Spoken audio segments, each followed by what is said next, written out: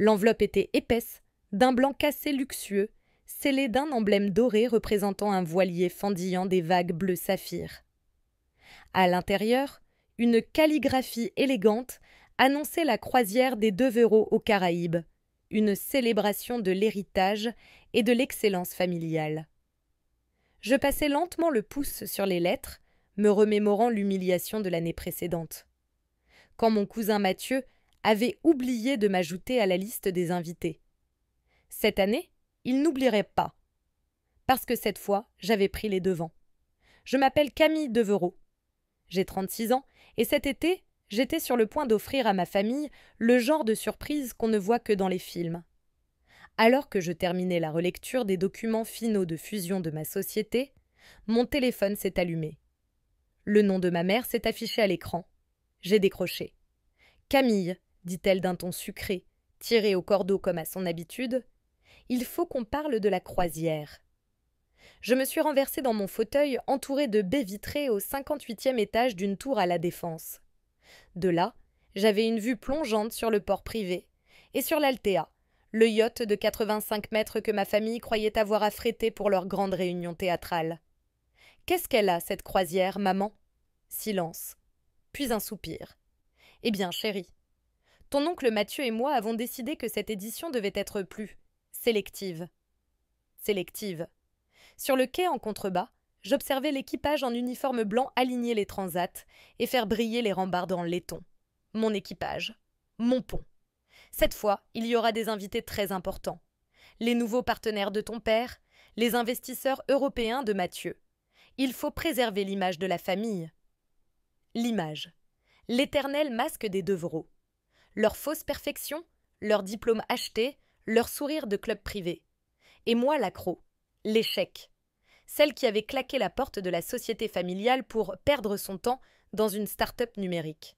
Un projet jugé inutile, qui venait tout juste de racheter notre plus gros concurrent dans une opération à 5 milliards d'euros. Je ne corresponds pas à l'image, ai-je dit calmement, en observant un de mes petits yachts filer au loin sur l'eau. Camille, ne rends pas les choses désagréables, tenta-t-elle. Les gens demandent ce que tu fais, et ce truc en ligne, ce n'est pas ce qu'on appelle une vraie réussite. J'ai souri en regardant le contrat de propriété posé sur mon bureau. Mon petit truc en ligne avait financé l'achat du yacht même qu'il pensait avoir loué. « Je comprends, maman, » ai-je murmuré. Elle a soufflé, soulagée. « Tant mieux. Mathieu avait peur que tu essaies quand même de te pointer. » Je me suis levée, j'ai ajusté mon blazer. « Ne t'en fais pas. Je viendrai. Et crois-moi, ils sauront exactement qui est la propriétaire. Pas de scandale, j'ai promis. Mais je pense que je vais tout de même passer vous saluer au port. Ce n'est pas nécessaire, Camille. J'y tiens. » J'ai coupé doucement. La famille, c'est sacré. Après avoir raccroché, j'ai appuyé sur l'interphone. « Julia, tout est prêt pour demain ?»« Oui, madame Devereux, » a répondu mon assistante. Le capitaine et l'équipage ont été entièrement briefés. Elle a marqué une pause. « Vous êtes certaine de vouloir le faire de cette manière ?» Je me suis penchée en arrière, et les souvenirs se sont imposés. Chaque repas de Noël où on me plaçait avec les enfants. Le brunch du Nouvel An, où la vente moyenne d'un appartement par Mathieu était fêtée au champagne pendant que mon tour de table de 20 millions passait sous silence. Tous ces conseils bienveillants, de cousins me proposant de m'aider à trouver un vrai emploi. « Absolument, » ai-je dit. « On commence. » Le lendemain, j'ai garé une berline noire discrète à l'entrée de la marina privée. Depuis la fenêtre, j'ai observé les arrivées théâtrales, le cabriolet rouge de Mathieu, la berline blanche de mon père, le SUV, nacré de ma mère. Tous en leasing, bien sûr, même s'ils prétendaient en être propriétaires. J'ai quitté la voiture, vêtue d'un pantalon en lin blanc et d'une blouse crème ample. Mon allure minimaliste tranchait net avec leur look prêt à cruiser, débordant de logos, sandales de luxe, lunettes à monture dorée, sac griffé. « Camille » lança Mathieu en s'approchant. Il arborait déjà ce sourire suffisant. « Tu viens voir à quoi ressemble le succès ?» Il désigna théâtralement l'Altea, ce super yacht qu'il croyait avoir loué pour une semaine. Mon yacht. Que j'avais discrètement acheté et fait rénover tout l'hiver. « On peut dire ça » ai-je répondu avec un sourire. Ma mère m'embrassa dans le vide. Tu n'étais vraiment pas obligée de venir, ma chérie. Tout cela doit être un peu difficile pour toi. J'ai regardé le personnel, mon personnel, s'activer avec professionnalisme, installant les valises, alignant les flûtes à champagne, préparant les cocktails de bienvenue. Pas du tout, ai-je répondu. Je voulais juste m'assurer que tout soit parfait. Parfait pourquoi? Mon père venait d'arriver, tirant sur ses boutons de manchette. Tu ne comptes tout de même pas te joindre à nous? Mathieu éclata d'un rire bref.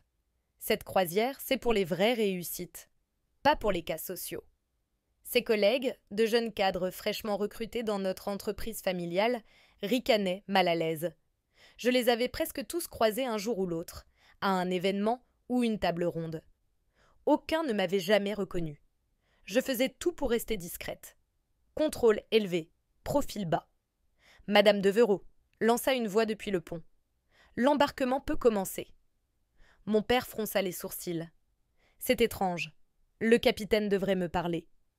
J'ai réservé ce bateau il y a des mois, ajouta Mathieu avec assurance. Ah bon? J'ai penché la tête. Tu en es certain? Avant qu'il puisse répondre, le capitaine est apparu. Son uniforme immaculé brillait sous le soleil. Mathieu s'est avancé, la main tendue. Capitaine, je suis Mathieu Devereux.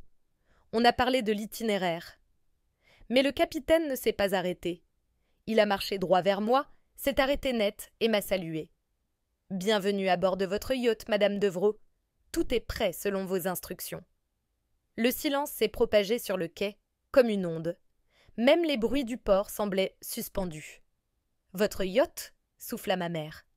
J'ai souri, sorti mon téléphone et affiché une photo de moi, 6 mois plus tôt, signant les papiers d'achat de l'Altea. Mes initiales gravées sur le stylo doré. Vous croyez vraiment pouvoir louer l'un des yachts les plus exclusifs du monde pour votre petit séminaire mondain? Ai-je demandé doucement. L'Altea n'a plus accueilli de clients depuis que je l'ai acheté. Avec la marina d'ailleurs. Le visage de Mathieu perdit sa couleur. C'est impossible. Ce yacht vaut 180 millions. 180 plus une dizaine de millions de rénovations, ai-je précisé. Tu veux voir les documents? Mais ce n'était que le prologue. Ils n'avaient encore aucune idée de ce qui les attendait. Tout l'itinéraire de leur prétendue croisière de prestige allait être réécrit par moi. Beaucoup de ceux présents sur le quai avaient déjà croisé mon visage dans des réunions lors de conférences d'investisseurs ou sur la couverture de rapports confidentiels. Ils n'avaient jamais su que j'étais celle qui tirait les ficelles. Et c'était exactement ce que je voulais. Un contrôle total sans jamais avoir besoin de leur approbation. Mon père fut le premier à se reprendre. Il s'approcha avec ce regard paternaliste qu'il réservait au moment où il pensait pouvoir reprendre la main.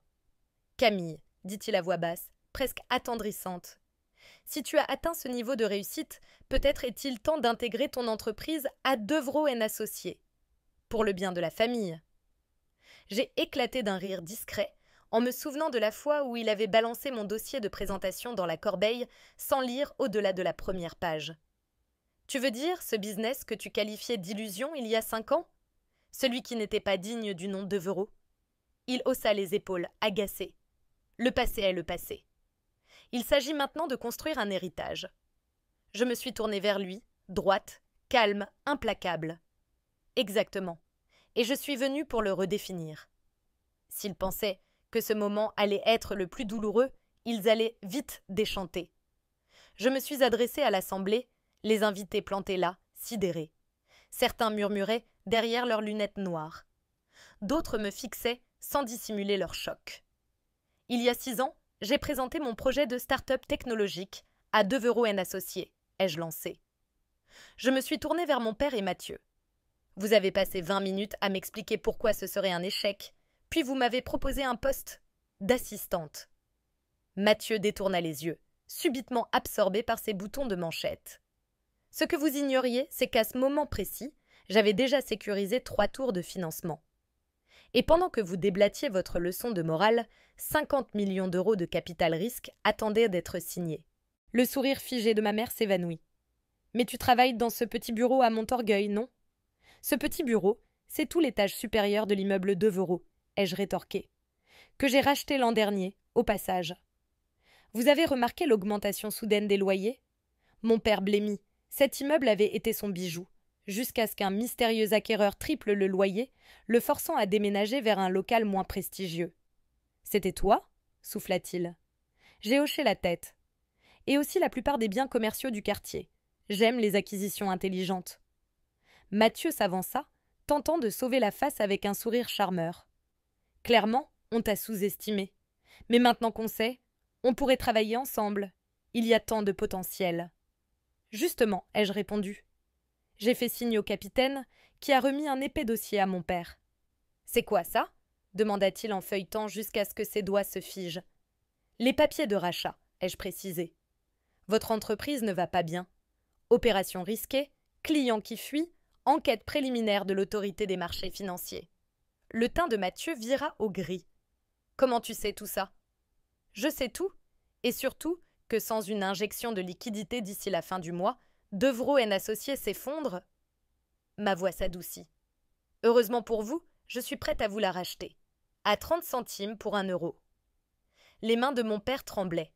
Le dossier tomba sur le quai, les pages s'éparpillant. Ma mère s'agenouilla pour les ramasser, son bracelet de diamant captant un rayon de lumière. Mais ça voudrait dire que je posséderais tout, ai-je terminé. La firme, l'immeuble, le nom Devrault dans la finance, tous ces symboles que vous avez toujours placés au-dessus de moi.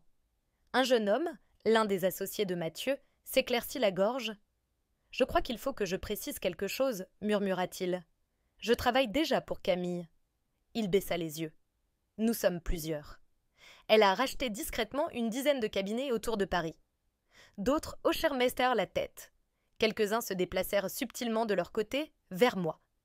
Le basculement du pouvoir était palpable, sismique. Maintenant, ai-je repris, en me tournant vers ma famille, parlons de cette croisière. Il me semble qu'il est temps de réviser la liste des invités. Julia s'avança avec l'efficacité tranquille qui avait contribué à bâtir mon empire. Elle distribua de nouveaux programmes aux convives. Vous noterez quelques modifications, ai-je ajouté. Ce n'est plus une simple croisière mondaine. C'est l'événement d'ouverture du Forum des technologies de demain. 20 start-up parmi les plus prometteuses vont pitcher leurs projets à bord de mon yacht. Je laissai le silence s'installer. De vrais bâtisseurs. Pas des héritiers qui jouent au PDG. Le visage de Mathieu virait aux prunes. Tu n'as pas le droit de faire ça. Ce sont nos invités. Un homme à l'avant, un de ses prétendus contacts influents, leva la main. En réalité, dit-il, nous sommes ici sur l'invitation de Madame Devrault. Votre cabinet est devenu décevant. Nous cherchons de meilleures options. Ma mère se laissa tomber sur un banc. Son port de tête parfait, habituellement inébranlable, venait de céder pour la première fois en 20 ans. Tout ce temps, murmura-t-elle. Tu nous as laissé croire que tu étais un échec. Oui, ai-je dit en haussant un sourcil. Je voulais voir jusqu'où vous iriez. Jusqu'où vous seriez capable de me mépriser. On peut appeler ça une expérience sociale. Mon père eut la voix cassée. Une expérience? Oui, et vous l'avez lamentablement ratée. Je me suis tournée vers le capitaine. Faites embarquer les vrais invités. Le personnel du quai s'activa immédiatement. Ma famille, elle, resta pétrifiée. Quant aux Devrault, ai-je ajouté, ils vont rentrer à bord de l'annexe. Mon oncle fronça les sourcils. L'annexe? Ce petit bateau? Les grandes choses sont réservées à ceux qui n'utilisent pas le mot échec comme un passe-droit. Tandis que les fondateurs de start-up, développeurs, investisseurs et véritables bâtisseurs embarquaient, je fis un dernier geste vers ma famille. Avant de partir, j'ai quelque chose pour vous.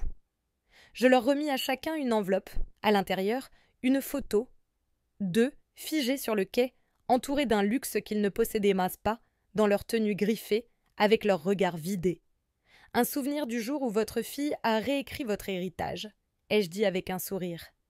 Et papa, concernant la firme, tu as 24 heures pour accepter mon offre. Sinon, j'alerte l'AMF. Je suis certaine qu'ils seront très intéressés par les comptes créatifs de Mathieu. Tu ferais ça à ta propre famille? S'étrangla ma mère. La famille? Ai-je répété. C'était la famille quand vous m'avez exclu de tout? Quand vous m'avez appelé ratée? Silence. Le plus ironique, ai-je ajouté, c'est que mon petit projet digital a désormais une valorisation de 12 milliards. Je me suis tournée vers Mathieu. Soit environ 12 fois la valeur de votre boîte. Avant les détournements, bien sûr. Il étouffa un grognement. Je me suis adressée au capitaine. Nous sommes prêts à lever l'ancre. Puis à ma famille. Votre bateau vous attend, à moins que vous ne préfériez nager. Ils se sont retournés à contre-cœur. Ma mère, en particulier, hésita au bord du quai, ses talons vacillant légèrement sur les planches de bois. Camille, nous sommes désolés. Nous ne savions pas. C'est bien là le problème, ai-je répondu doucement. Vous n'avez jamais voulu savoir. Je les ai regardés embarqués à bord du petit bateau à moteur. L'annexe, désormais alourdis par leurs valises hors de prix et des égaux plus lourds encore. Ils ressemblaient à des mannequins échappés d'une vitrine brisée. Vêtements griffés, regards perdus, statues fanées. Puis je me suis tournée, j'ai gravé les quelques marches du gangway et suis montée à bord de mon yacht. L'Altea, ma déclaration d'indépendance à 180 millions. Julia m'attendait en haut. « Tout est prêt, Madame Devereux, dit-elle. Puis plus bas. Était-ce vraiment nécessaire, l'annexe ? Ils auraient à ce pu appeler un taxi, ai-je répondu, un sourire discret au coin des lèvres. Mais une petite traversée d'humilité me semblait plus appropriée. La semaine suivante, tous les grands médias économiques affichaient le même titre en une. La milliardaire discrète Camille Devereux rachète la firme familiale et réinvente les règles. Les photos circulaient en boucle. Moi, à la proue du yacht au coucher du soleil. Des jeunes fondateurs présentant leurs projets sur le pont. Des contrats à 8 chiffres signés autour d'une coupe. L'enquête de l'autorité des marchés avait démarré quelques jours plus tard. Puis les poursuites pénales sont tombées. Le nom Devereux, en finance, ne valait plus rien. L'héritage qu'ils avaient tant chéri s'était effondré comme un château de cartes. Mais je leur avais laissé un dernier cadeau. À leur retour, chacun avait trouvé une petite boîte devant sa porte. À l'intérieur, une maquette miniature de la même annexe dans laquelle ils avaient été contraints de rentrer. Chaque détail y était. Peinture écaillée, assise usée, moteur poussif. Et un mot manuscrit glissé à l'intérieur. La réussite ne se mesure pas à la taille de ton bateau, mais à l'ampleur de ta vision. Merci pour la démonstration. 1 an plus tard, j'ai reçu une invitation. Dîner de famille. Cette fois dans un modeste restaurant italien du centre-ville. Pas de yacht, pas de paparazzi. J'y suis allée. Même blouse blanche, même pantalon en lin. Mais l'air avait changé. L'atmosphère, cette fois, m'appartenait. Marcus, mon frère, s'est approché. Il avait minci. Sa chemise semblait sortie d'un rayon grande surface. Camille, je suis désolée. Je l'ai regardé, ce frère qui m'avait un jour appelé une blague. Désolé de m'avoir rabaissé, ai-je demandé, ou désolé d'avoir tout perdu à cause de ça.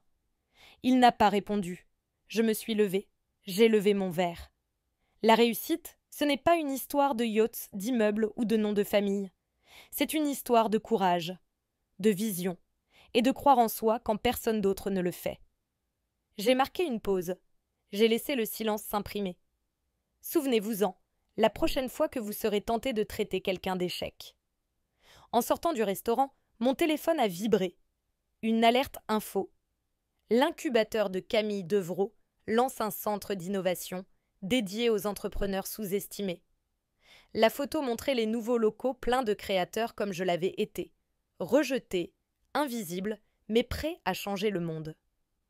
Parce que parfois, la plus grande victoire, ce n'est pas de prouver aux autres qu'ils ont eu tort. C'est de donner à ceux qui vous ressemblent la chance de prouver qu'ils avaient raison. Et ce petit projet Internet qu'ils avaient tant méprisé, il venait tout juste d'acquérir sa 20e société. Mais bon, qui compte ? Peut-être Marcus, depuis le service courrier. Niveau débutant, bien entendu, sans passe-droit familial. Si toi aussi, on t'a un jour traité d'échec, mis de côté ou sous-estimé, raconte ton histoire dans les commentaires. Je veux l'entendre. Et si tu crois en la force tranquille, dans les paris longs et les héritages qu'on se construit soi-même, soutiens le mien. Abonne-toi, partage et surtout, n'oublie jamais, ne laisse personne définir ta valeur à ta place. Réécris les règles.